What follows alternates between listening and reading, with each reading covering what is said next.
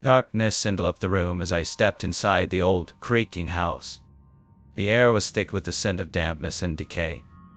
I couldn't believe I had agreed to house sit for my uncle while he was away. The house had always given me the creeps with its faded wallpaper and flickering lights.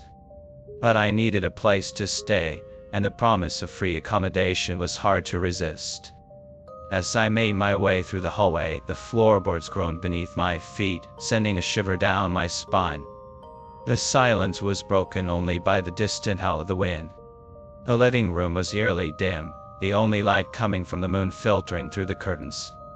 I quickly turned on the overhead light, banishing the shadows that seemed to dance at the edges of my vision. I decided to explore the house to get my bearings. Each room seemed frozen in time, with dust-covered furniture and faded photographs hanging on the walls. When I reached the kitchen, I was relieved to find it relatively modern, though still bathed in an unsettling gloom. I made myself a cup of tea, the sound of boiling water a comforting distraction from the oppressive atmosphere. After a while, I ventured upstairs, my footsteps echoing in the narrow staircase. I reached the landing and stared at the 3 closed doors. The first led to the guest room, where I would be staying. The second was my uncle's bedroom, off limits during his absence. And the third door was the attic, a place I had never dared to enter as a child. Curiosity got the better of me, and I slowly turned the knob. The door creaked open, revealing a small cramped space filled with forgotten relics.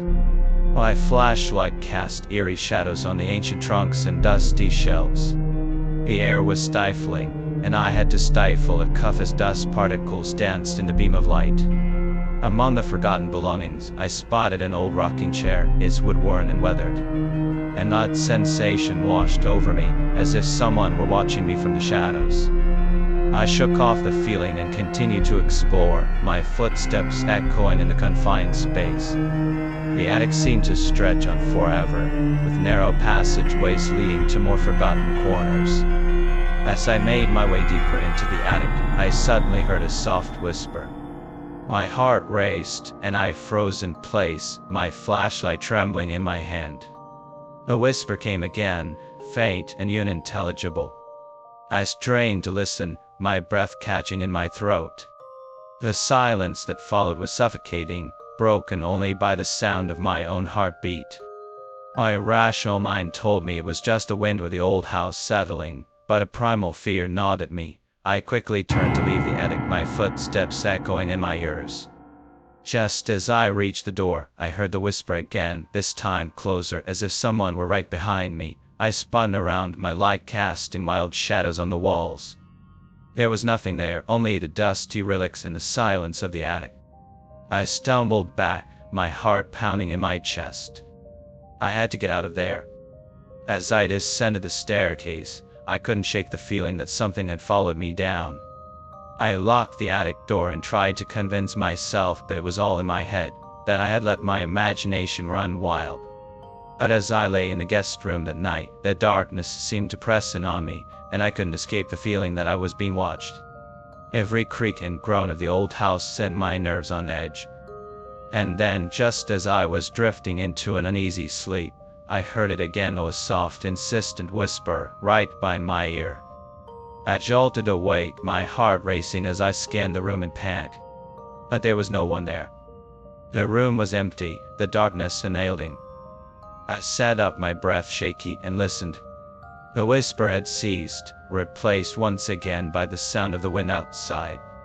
But the feeling of unease remained, a haunting presence that refused to be ignored. In the days that followed, the whispers continued. They grew louder and more persistent, following me from room to room. I tried to tell myself it was all in my head, that the stress of being alone in the old house was playing tricks on me. But deep down, I knew there was something more sinister at play. As the days turned into nights, the whispers escalated into eerie laughter, sending chills down my spine. The house that had once felt like a shelter now felt like a prison, its walls closing in around me. I couldn't escape the feeling that whatever had been lurking in the attic was now encroaching on my sanity. And then one fateful night, as I lay in bed, the whispers reached a crescendo.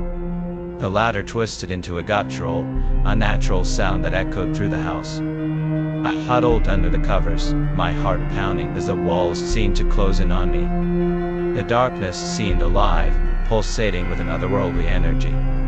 In that moment, I knew I had to leave. I couldn't stay in that house any longer, not with whatever malevolent force was haunting it. With trembling hands, I packed my bags and fled into the night, the echoes of those haunting whispers following me even as I left the house behind. To this day, I can't explain what I experienced in that old house. But I know that whatever dwelled in the attic was real, and its whispers will forever haunt my memories, a chilling reminder of the darkness that can lurk within the places we least expect.